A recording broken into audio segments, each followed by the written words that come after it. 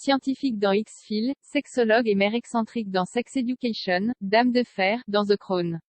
Depuis ses débuts dans la peau de l'agent Scully il y a 30 ans, Gillian Anderson a multiplié les rôles de femmes fortes sur le petit écran. Mise à l'honneur cette semaine au festival Cannes Series, la comédienne de 53 ans s'est vue remettre le Variety Icon Award pour l'ensemble de sa riche carrière, démarrée sur les planches et passée par le cinéma, mais surtout emblématique de l'histoire de la télévision.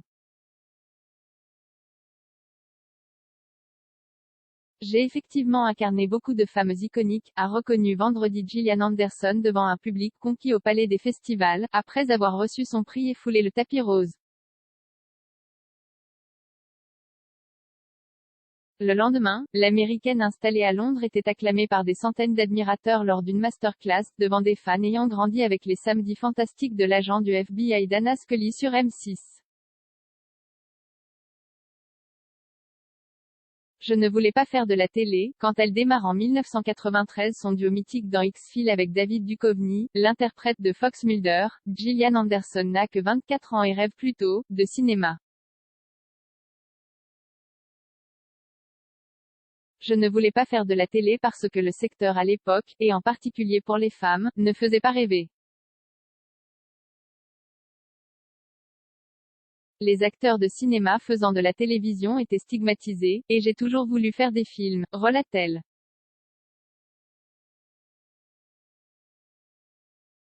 X-Files lui donnera l'occasion d'apparaître dans les salles obscures, avec 2 longs métrages tirés de la série, en 1998 et 2008, mais surtout d'investir les foyers pendant près de 10 ans. Un succès parfois trop lourd à porter pour la jeune actrice, devenue mère à 25 ans, qui n'imagine pas l'impact qu'aura son héroïne austère sur sa carrière et la télé, où se développent alors les rôles féminins forts comme dans Buffy contre les vampires ou Xena, la guerrière.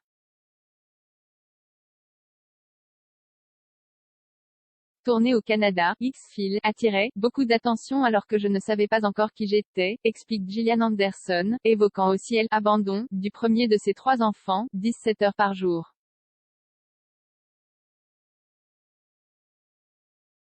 Un contrat d'exclusivité avec Netflix à l'arrêt de la série en 2002, la native de Chicago s'exile au Royaume-Uni, déterminée à faire quelque chose de complètement différent, et heureuse d'y trouver des gens qui ont pensé, dès le début, qu'elle pourrait jouer autre chose que Scully, notamment au théâtre.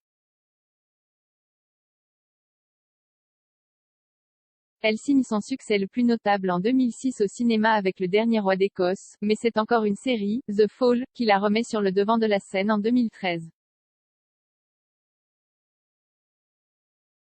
Elle y incarne Stella Gibson, flic londonienne envoyée en Irlande du Nord à la recherche d'un tueur en série.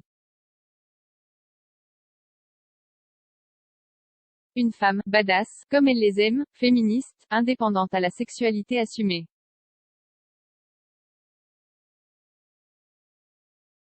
Quand j'ai lu le scénario, j'ai senti qu'il fallait qu'on sache plus une femme comme elle peut exister.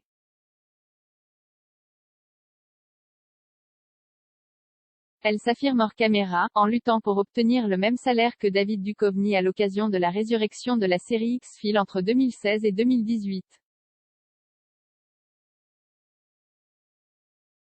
En 2019, elle crée la surprise en s'essayant au comique dans Sex Education à travers Jean Milburn, mère d'un ado et sexologue, moralement ambigu, qui, espère-t-elle, aide à lever le tabou entourant la sexualité des femmes plus âgées. Dans un tout autre registre, elle a prêté ses traits à Margaret Thatcher dans The Crown, un défi qui l'a terrifiée, à l'heure où tout le monde donne son opinion toutes les secondes.